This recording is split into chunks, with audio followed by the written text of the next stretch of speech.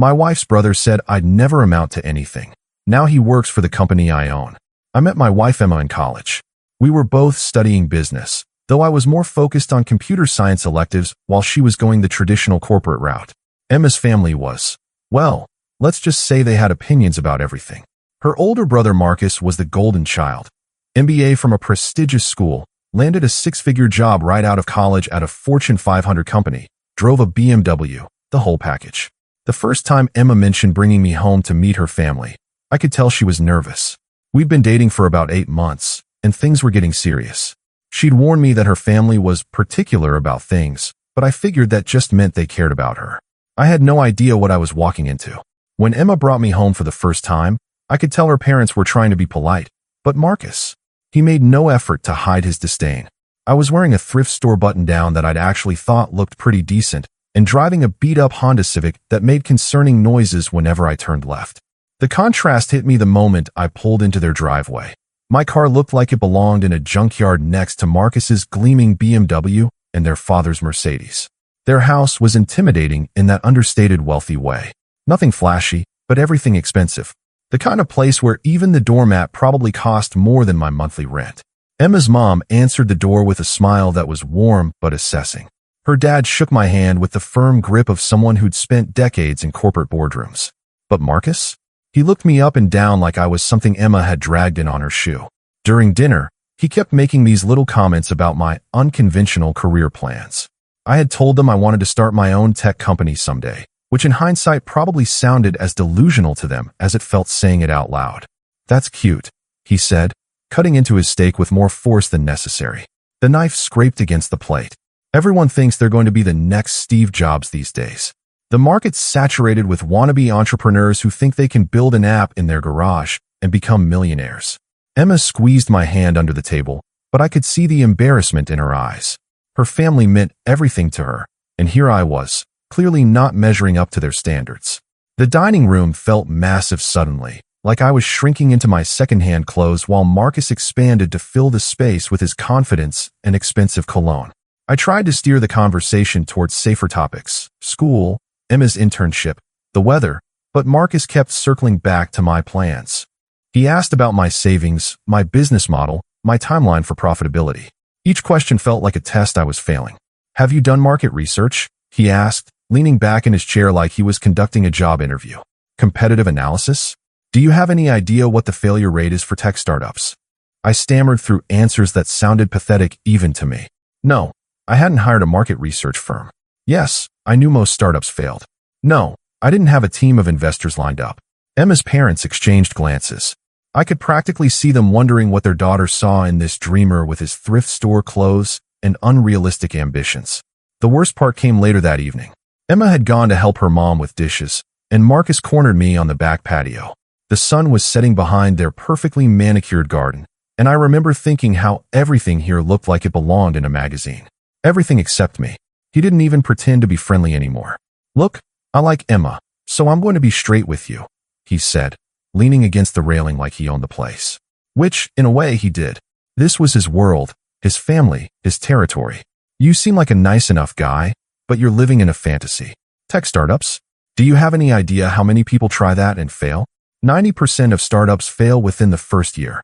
95% never make it to 5 years. You're going to drag my sister down with your pipe dreams.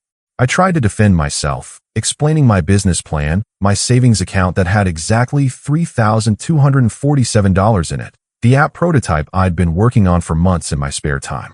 My voice sounded thin and desperate even to my own ears, like a kid trying to convince adults that his lemonade stand was going to make him rich. He just laughed, not a cruel laugh, which somehow made it worse. It was the kind of laugh you'd give a child who insisted they were going to be an astronaut. Indulgent. Pitying. Dude, you're working part-time at best by selling extended warranties to soccer moms. You drive a car that's older than some of my suits and sounds like it's about to die every time you start it. Emma deserves someone who can actually provide for her, not someone chasing Silicon Valley fairy tales that are never going to come true. He paused, looking me up and down with genuine pity, and I felt smaller with each word. You'll never amount to anything with this startup nonsense. Get a real job. Something stable. Something that pays actual money instead of promises and equity in a company that doesn't exist. Emma's smart. She's going places, and she needs someone who can keep up with her, not hold her back. I felt about 2 inches tall, standing there in their backyard, surrounded by the life Emma had grown up in. The manicured lawn, the outdoor kitchen that probably cost more than I made in a year, the pool house that was bigger than my apartment. Marcus's words hit like physical blows. Maybe he was right. I had been living paycheck to paycheck, pouring every spare dollar into my app development. Emma and I had been talking about getting engaged, but how could I propose when I couldn't even afford a decent ring? How could I ask her to build a life with someone who might never be able to give her the security she deserved, the kind of life she was used to? The drive home was torture. My Honda made those concerning noises, and each rattle felt like confirmation of everything Marcus had said. I was a joke, a part-time retail worker with delusions of grandeur, trying to date a woman who deserved so much better. That night, lying in my tiny studio apartment, I replayed every word, every dismissive glance, every polite smile from her parents that didn't quite reach their eyes. The way Marcus had said, "You'll never amount to anything," with such casual certainty, like he was stating an obvious fact about the weather. I stared at the ceiling until dawn, wondering if I should break up with Emma to save her from the disappointment I was apparently destined to become. That night changed everything. Not because I gave up on my dreams, but because I realized I had something to prove. Not to Marcus, exactly, but to myself. And maybe, if I'm being honest, a little bit to Emma's family. Maybe to everyone who'd ever looked at me like I was fooling myself. Emma and I got engaged 6 months later. I proposed with a ring I'd saved up for, working double shifts at Best Buy and eating nothing but ramen and peanut butter sandwiches for 2 months straight. The ring wasn't huge, but it was real, and it was something I'd earned through sweat and sacrifice rather than borrowed money or family help. She said yes without even looking at the ring twice, tears streaming down her face as she threw her arms around me in the parking lot of our favorite diner. For a moment, I thought maybe Marcus had been wrong about everything. Maybe love was enough. Maybe Emma really didn't care about the money or the status symbols. But I'll never forget the look on Marcus's face at our engagement party. Polite congratulations, but his eyes said this won't last. He gave a toast that night about young love and finding your way in the world, and everyone laughed and clinked glasses, but I heard the condescension underneath every word. The subtext was clear. This was a phase Emma would grow out of once reality set in. The next few years were brutal. Absolutely brutal. I kept my day job at Best Buy, got promoted to supervisor, which came with a small raise and a lot more responsibility, and spent every evening and weekend building my company.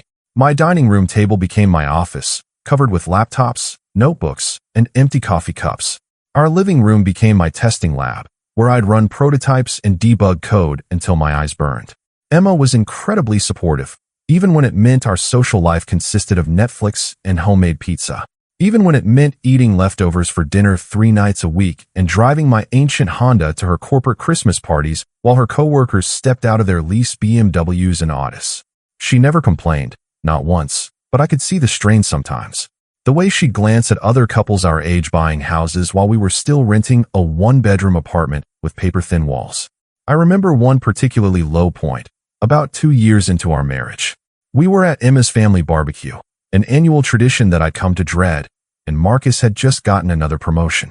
He was holding court by the grill, talking about his new corner office and his upcoming business trip to Tokyo to close some major deal. Everyone was hanging on his every word, asking about his strategies and his insights into market trends. Then he turned to me with that smile I'd come to know so well. "Still working on that app thing?" he asked, loud enough for everyone to hear. Like he was humoring a child playing dress up. "How's that going for you?" The barbecue went quiet. Emma's parents, her aunt and uncle, her cousins, everyone turned to look at me, waiting for an answer. I could feel my face burning. "Yeah," I said, trying to keep my voice steady. "We're about to launch our beta version. We've got some early users testing it now." "That's great, man. Really great." He clapped me on the shoulder a little too hard, the way you might encourage a kid who struck out at Little League. Persistence is admirable, even when it's, well, unrealistic. The conversation moved on, but the damage was done. Emma's dad asked Marcus about his investment portfolio. Apparently, he'd made some smart moves in the stock market. Her mom wanted to hear about the fancy Japanese restaurant he'd discovered on his last business trip. I stood there holding a paper plate of potato salad, watching my wife's family orbit around her successful brother like he was the sun and I was some distant, barely visible star. But something was happening that none of them could see. My app was gaining traction. Slowly at first, a few dozen downloads, then a few hundred. User feedback was positive. People were actually using what I'd built, finding value in it, recommending it to others. I hired my first employee, a brilliant developer named Chris I met at a tech meetup. We couldn't afford much. I paid him partly in equity and partly with the small amount of revenue we were generating, but he believed in the vision enough to take the risk.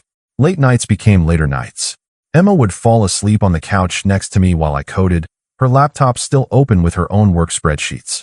We were both grinding, both building something, both believing in a future that only we could see. Some nights I'd look over at her sleeping form and wonder if Marcus was right. Was I being selfish? Was I asking too much of her? But Emma never wavered. When I had doubts, and I had plenty, she'd remind me why I'd started this journey. When I wanted to give up after a particularly brutal day of rejections or technical setbacks, she'd order pizza and help me brainstorm solutions. She believed in me when I barely believed in myself. The breakthrough came during year 3. A tech blog featured our app in their Hidden Gems section, calling it elegantly simple and surprisingly powerful. Downloads exploded overnight, from hundreds to thousands. Then a small business magazine picked up the story, interviewing me about entrepreneurship and the challenges of bootstrapping a startup. Then another publication, and another. Suddenly, we weren't just surviving, we were growing. I hired a second developer, then a third. We moved out of our apartment's dining room and into a small office space above a coffee shop. It wasn't much, but it was ours, and it was real. Emma was the first to notice the real change in our lives. We could afford nicer dinners without checking our bank account first. I bought her flowers just because Tuesday felt like a good day for flowers. When her birthday came around, I surprised her with a weekend trip to Napa Valley instead of our usual dinner at the local Italian place, where we'd always split an entree to save money. "Things are going well, aren't they?" she said, curled up next to me in our hotel room, looking out at the vineyard that stretched to the horizon. "Yeah," I said, still hardly believing it myself. "I think they really are." For the first time in years, Marcus's voice wasn't echoing in my head, telling me I'd never amount to anything. Maybe, just maybe, I was proving him wrong.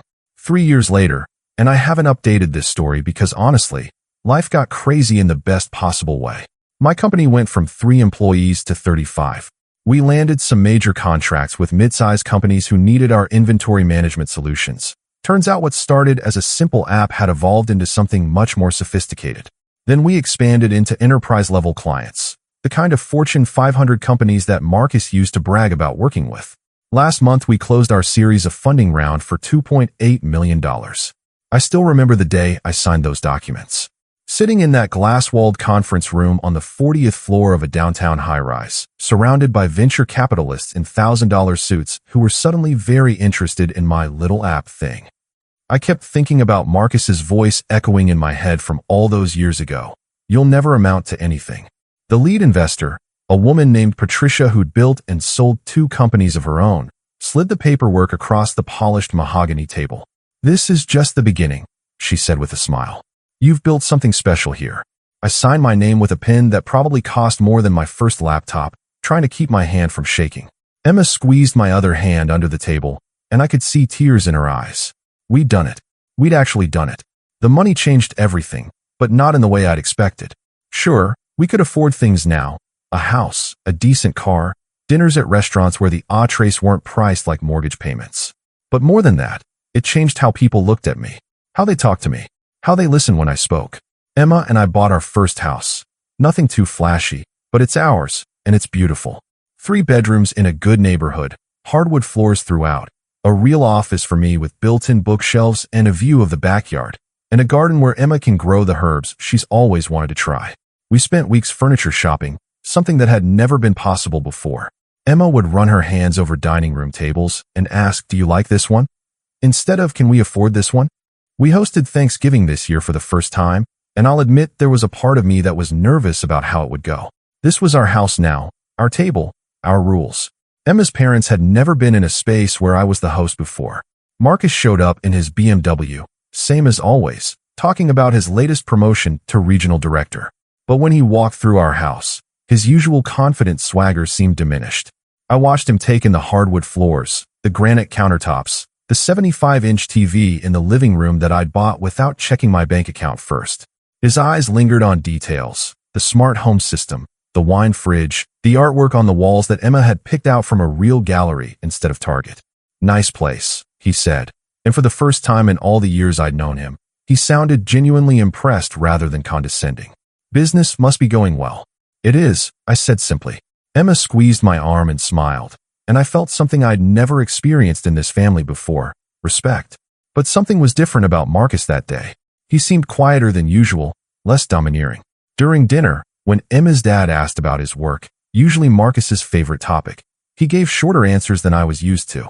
No grand stories about closing deals or managing international supply chains. No name-dropping of executives or bragging about expense account dinners. Just things are good and keeping busy. I found myself studying him throughout the meal. The golden boy who'd once made me feel like nothing was picking at his food, checking his phone more than usual, contributing less to conversations. When Emma's mom brought out dessert and started asking me about my company's expansion plans, Marcus just listened, occasionally nodding but not offering the business wisdom he usually couldn't wait to share. What he didn't know, what none of them knew, was that his company had been one of our potential clients 6 months earlier. During the pitch process, I'd seen his name on their organizational chart. Marcus Henderson, Regional Director, Supply Chain Operations. The irony wasn't lost on me. Here was the guy who'd told me I'd never amount to anything, and his company was considering paying 6 figures for the solution I'd built in my dining room.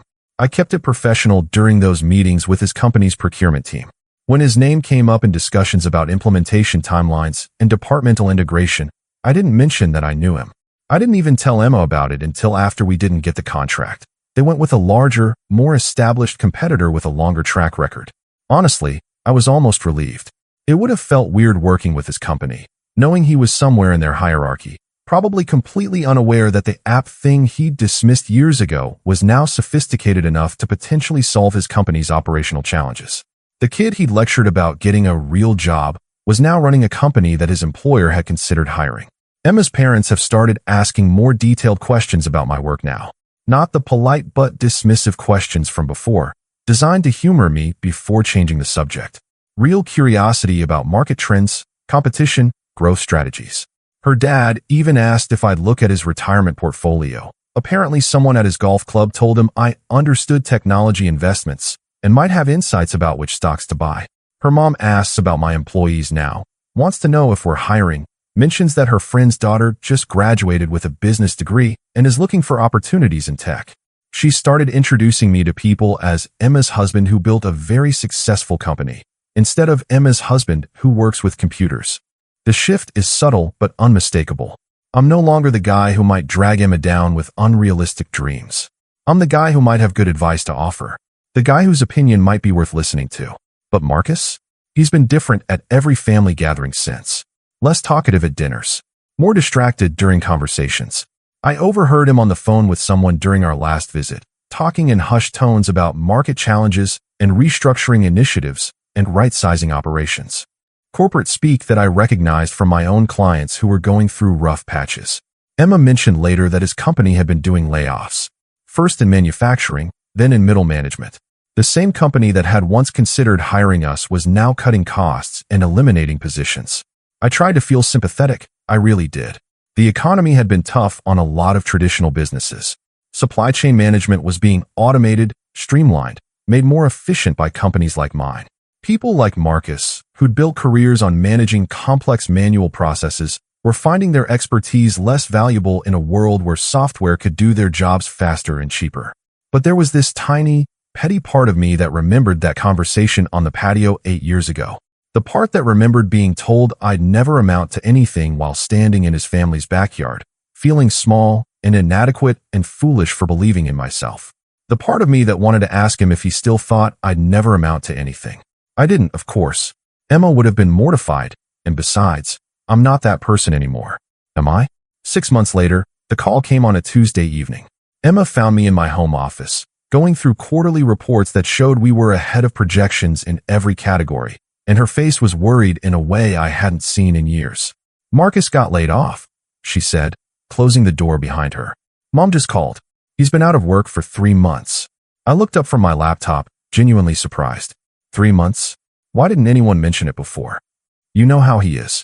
Pride. She sat down in the chair across from my desk, The same chair where I used to interview potential employees back when we were small enough that I handled hiring personally. He's been applying everywhere, but nothing's working out. The whole industry is contracting, apparently. Companies are either automating or outsourcing supply chain management. I could see where this conversation was heading. Emma had that look she got when she was about to ask me for something she wasn't sure I'd want to do. The same expression she'd worn when she asked if we could adopt the stray cat that had been hanging around our old apartment. He's got great experience, she continued, her voice careful and measured. 15 years in management, supply chain optimization, operations oversight. I know you two have had your differences over the years, but maybe your company is hiring? He's really struggling, and Mom and Dad are worried sick about him. There it was. The question I'd been dreading, and, if I'm being completely honest with myself, secretly hoping for all at the same time. My first instinct was to say absolutely not. Hell no. The guy who told me I'd never amount to anything wanted a job at the company I built from nothing? The guy who made me feel 2 inches tall at family dinners, who laughed at my dreams and told me to get a real job, now wanted to work for the loser with the pipe dreams. The irony was almost too perfect, too poetic. It felt like the universe offering me the ultimate vindication on a silver platter. But then I looked at Emma's face. She was genuinely worried about her brother, dark circles under her eyes that suggested she'd been losing sleep over this. She was asking me, her husband, the man who'd stood by her through everything, the person she'd supported through all those ramen dinner years when nobody else believed in what I was building, for help. How could I explain that her brother had basically told me I was a failure without sounding petty and vindictive? How could I tell her that every family gathering for the past 8 years had been a reminder of that moment on the patio when Marcus made me question everything I believed about myself? How could I admit that part of me was enjoying his downfall? "I'll see what we can do," I said, and the relief on her face was immediate and overwhelming. "Really? You'd consider it?" Even after. She trailed off, but I knew what she meant. Even after all the condescension.